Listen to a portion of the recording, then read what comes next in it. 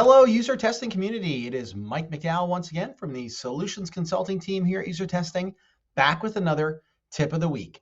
Now, this is a tip that comes straight out of our release, and it's a brand new beta alert.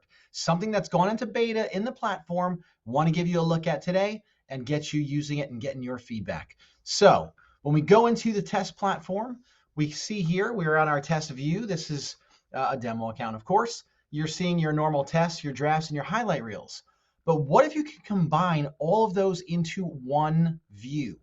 So I click over here to our Workspace view, which you can see is in beta. And here we go. Now you have this really great, it's almost like a blog style view that merges your tests, drafts, and highlight reels into the same screen. And you can see right here, we've got our tests. And here's 4 tests that have been pulled to the forefront. Here's 4 drafts that have been pulled to the forefront. And then here's 4 highlight reels that have been made, that have been pulled to the forefront. So we've got everything on one screen. Now, this is a beta. So this is really just intended to get your thoughts and feelings on how it looks, how you want it to work, what you want to see in this screen. So start using the Workspace view.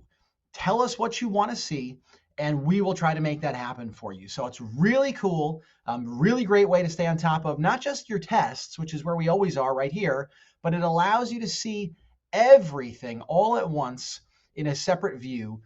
So we're looking for all kinds of feedback on things like the number of tiles that are here, and different things that get pulled to the forefront, the way that we pull things to the forefront. Give us your feedback. Let us know what you like. Let us know what you don't like.